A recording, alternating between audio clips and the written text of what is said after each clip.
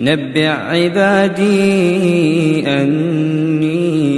أنا الغفور الرحيم وأن عذابي هو العذاب الأليم ونبئهم عن ضيف إبراهيم إذ دخلوا عليه فقالوا سلاما قال إنا منكم وجلون قالوا لا توجل إنا نبشرك بغلام عليم قال أبشرتموني على أن مسني الكبر فبم تبشرون قالوا بشرناك بالحق فلا تكن من القانطين قال ومن يقنط من رحمة ربه إلا الضالون